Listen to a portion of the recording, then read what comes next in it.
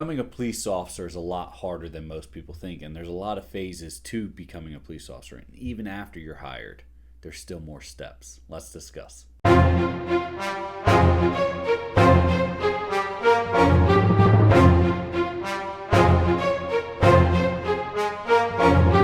Hey, before we get started, I have two gifts in the description for you. One is the Getting Started workshop. It's going to walk you through every phase of the hiring process. Plus, there's some hidden bonuses in there. Next is a coaching call with any member of my team or even myself if you'd like, where we can go over your police hiring process, your success process throughout the academy, FTO, everything we're going to discuss here. Now, the police hiring process is one aspect, one phase for you to become a police officer. But most people don't realize is you're not a fully released police officer until after a couple more steps. So we like to categorize it as simply as possible here at Armageddon. I mean, absolutely simply possible. So when you're going through the police hiring process, when you're submitting your applications, we categorize you as a police candidate. Once you submit an application, you're officially a police candidate. If you get hired from that point on, you become what we call a police recruit. This is if you have to still go through the academy. So, police candidate, once you submit an application, once you get hired and accepted, you get sent to the police academy. We consider you a police recruit. Then there's another phase after that, which is called FTO, field training officer, or field trainee is what you'll be, right? And you'll be in an FTO program where you'll have an FTO officer, right? A field training officer that works with you for the next potentially 6 months, maybe longer, depending on how long your department's field training program is.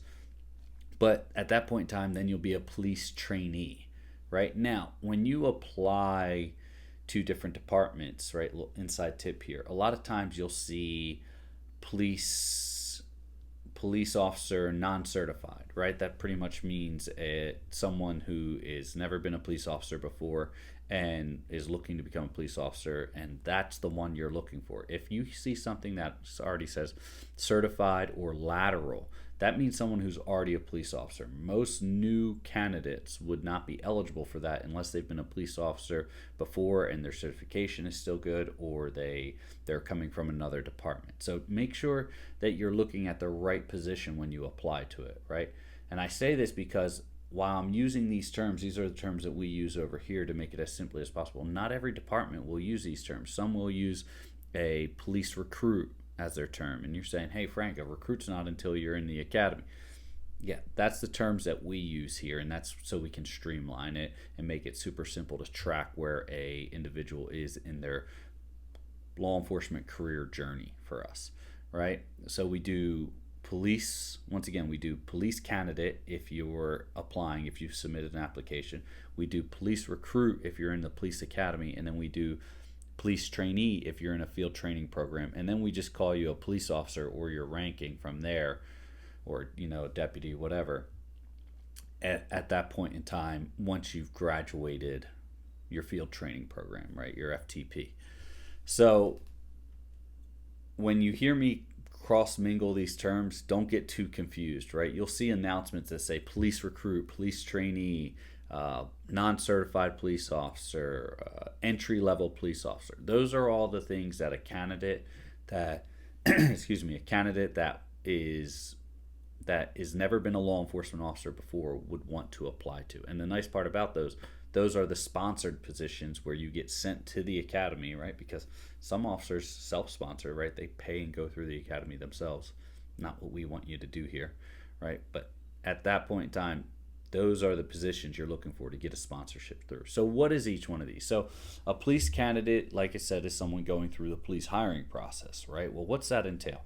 If you watch any of this channel's content or anything, you're going to know that it entails a lot. There's broken down into multiple different phases. We add a couple in there so that you'll succeed better in the long run and get hired quicker. But you have your preparation phase, you have your testing phase, which is your written exam, then you have your physical exam, then you have your board interview, then you have possibly a chief's interview or a conditional offer section, right? And then you have your background phase, right? You got to fill out your whole background packet, your PHS. Then you have your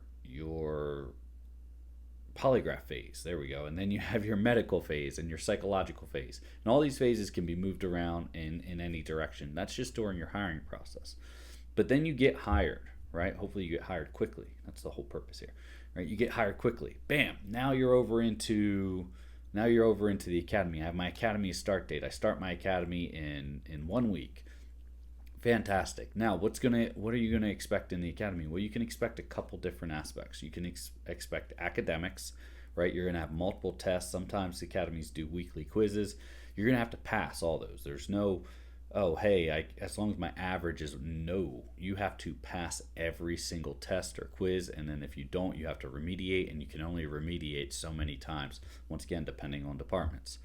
Next, you're going to have to go through you're going to have to take your academics, and then you're going to go through some scenario based training, right? Where they give you the academics and then you have to apply it to that aspect. You're going to have medical training in there. You're going to have firearms training.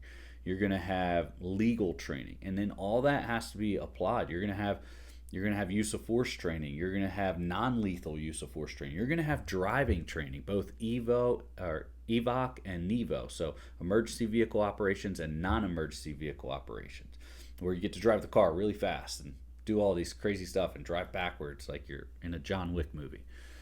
It's really cool stuff. But you're gonna learn all that different aspects, right? So all that, but you have to, each one of those is a training aspect, and if you're doing poor tour in training, then you remediate, and then you have to test out of it again. So each one is a different testing. Firearms, NEVO, EVOC. You have to pass all those. So you get your basic training, you'll practice for a bit, and then they'll test you on it. They're going to test you on legal, and then every time you go do a scenario, once you've been through your legal phase, you have to implement that legal aspect to it. Think of it as a college course, right? That you went through, and at the end of your final is not just the last bit that you've learned, it's the entire course that you went through for 6 months. But this is a 6-month college course or longer, right? That you went through, and then you got to put it all back together. And then guess what? It's just not on a final exam, but in a final whole day or multiple days of scenario. You're going to learn handcuffing, and you're going to learn proper handling techniques to make sure you don't cause additional injury or any injury to an individual that you have detained or arrested. All these, you're going to learn searching, right? And then you're going to have to search someone. Guess what? If you miss something, it's going to be a fail, and then you're going to have to go back and remediate, get some more training, and then go back and test again. My last academy, you got one remediation. Doesn't matter if it was academics. You could fail one test. You could fail the first major test, right? And then that's your one get out of jail free card. You could remediate, pass that test. But guess what? If you fail another test, the entire academy, you're gone. Same thing if I went and did handcuffing, and handcuffing for us, our handcuffing test was the last day before graduation. So you could make it all the way up to the last day of graduation and then get kicked out. So you go in, you do handcuffing, you fail handcuffing, and you leave something in one of their pockets, or they have something hidden that you don't find, and you fail handcuffing. Guess what? You get one chance. They go through, hey, this is what you're looking for again, but at that point in time, you should be fairly proficient. And then they send you through it again. If you were to miss something else, you'd fail and get kicked out of our academy the day before graduation.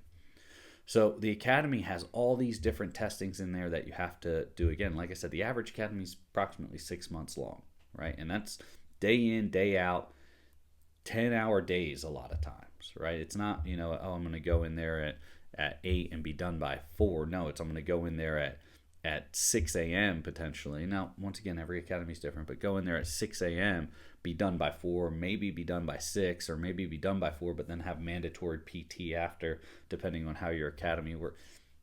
It's just a multitude of things that can go in. And then on the academy, that's all the things you have to do as a recruit to pass the academy. But then you have the offline aspect of, are you going to get in trouble? Are you going to get hurt off duty, or outside of the academy? Those things will get you removed from the academy as well. Are you going to have any run-ins with law enforcement, speeding or a public intoxication? You'll get kicked out of the academy really quick. So you have your academy, and then if you fail your academy, it's really hard to get hired again by another department, because they don't want to pay all this money to get you through that, back in that candidate phase, to get you back to being a recruit, right? if you've already proven once that you couldn't pass an academy. So they're really rough on that. Now we jump over to your field training program, or you as a field trainee, right? You have a field training officer, someone who's certified that can go through and train a candidate. Now a lot of different programs exist out there. A lot of departments have their own programs, but ultimately the main aspect of it is you will be evaluated day in, day out individually. Some departments might have 2 trainees assigned to one FTO. It just really depends. But you're going through the field training program, and while you're in the field training program, you're trying to figure out, hey, how does the application of the academy apply to real life aspects, right? Dealing with the actual community, making sure you don't violate the community's rights, making sure you treat them respectfully, but then also making sure that you enforce the law and don't let criminals, hurt other individuals. But you're going to be evaluated on so much more. So big things are, you're going to be evaluated on your radio communications, on your understanding of the geographical area, right? Do you know, if you're in a city, do you know what streets lead where, what streets are one way? How are the streets numbered so that if someone makes a radio call, you know how to get there? If you're in a rural area, do you know how to get to some place without using GPS? That's one aspect. Then you have your radio communications, your 10 codes. It's really hard to understand people in the radio, especially when you have so many different people from so many different backgrounds communicating over the radio, whether it's a large or smaller department. But you're really going to take some time to have to get to know individuals as they become, or as you become a police officer, once you're in that trainee status, right? So you're a trainee at this, you're a police trainee, as we would categorize you at this point in time. And you're going through and you have to pass FTO. People get kicked out of FTO every single day. Sometimes it's for officer safety, right? Sometimes they don't have good situational awareness, and sometimes the field training officer is going to sit here and say, hey, I've worked on this candidate. We can switch them to another FTO to see if there's anything different. But I've worked on this trainee, and he or she is just situationally not aware. They're always exposing their gun side to individuals. They're never standing in an FI, which is a field interview stance, which is a professional way to stand and converse with people, but to make sure that you're in a defensive posture. Maybe they can't get radio communications. Maybe they are struggling with conduct of an officer, right? Maybe they're too aggressive and they're saying, hey, dial it back, this individual. We're just making a consensual contact with them. We're not over here demanding ID or threatening to put them in cuffs, right? No, this is just a consensual encounter. Maybe that candidate's too aggressive, right? Or the trainee's too aggressive.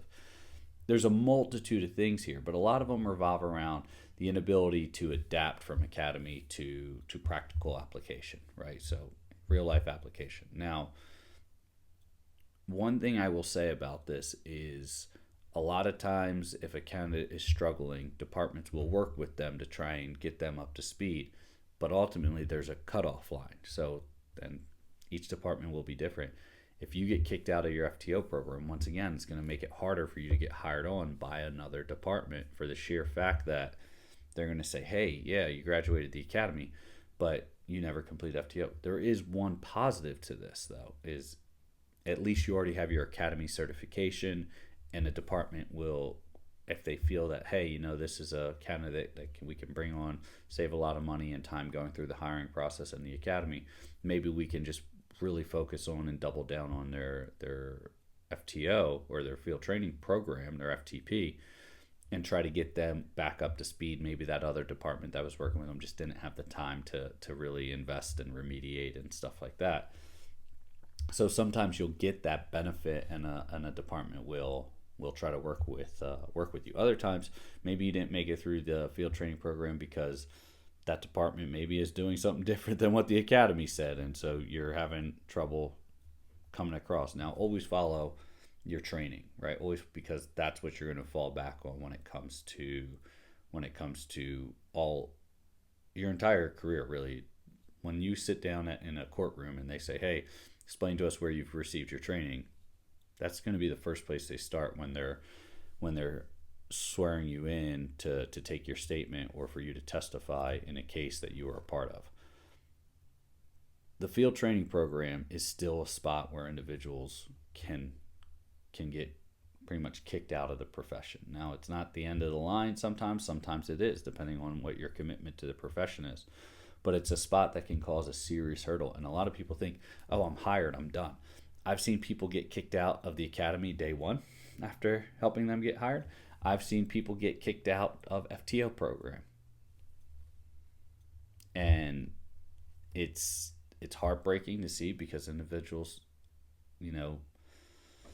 put in so much time and energy. This is not a normal career path. This is, as in my opinion, the hardest career path to get into and the longest one. It takes real grit and determination to stick with this. It's not just submitting a bunch of applications and hoping someone picks you up. No, I mean, every single department is going to require you to go through all 8, 9, 10 phases, however many phases of the hiring process they have. And then on top of it, they're going to all say, hey, go to a 6-month academy and pass this. And then, by the way, once you're done a 6-month academy, go to another 6-month field training program. And then we're going to test you out in the field where you're the one running show and you're being evaluated. And during that program, every single day you're doing a DOR, or a daily observation report, and then sitting in front of the supervisor at the end. And they're talking about you right to your face and asking you questions saying, hey, yeah, so-and-so, Frank struggled with this today. Frank struggled with that today. Hey, Frank did well here. And then you got to express yourself in the ways you're going to improve to that supervisor, and then they have to sign off on it. And then at the end of the week, you're evaluated again. At the end of the month, you're evaluated again, and maybe that FTO or that FTP has different phases to it, to where, hey, phase 1, you're with this FTO, this field training officer. Phase 2, you're with this field training officer. Phase 3, you're with this field training officer. Or maybe they're cycling you through days and nights, right? It could be a whirlwind and whiplash of scheduling and training. And just once when you have one field training officer figured out and what they're looking for, you get sent to another one and they want something completely different, right? Or they want you to focus on, and it's designed that way to make sure you're adaptable and flexible, so you can think on your feet and apply all the knowledge that you've gotten from them. And remember, the academy is just the basics. They want to then take that basics and expand upon it, and that's what your field training program's about. So there's a multitude of things here, but those are the steps it takes before you're finally released and sent over to becoming a full-on police officer out there patrolling by yourself or with a partner, depending on how your department does it. But that's what it takes for you to fully get out there and be fully certified and released as a full police officer. I hope this helps. Remember, those gifts are in the description, the Getting Started workshop, plus the hidden bonuses in there with it, as well as the coaching calls with any member of my team or even myself if you like. Stay safe, and I will see you next time.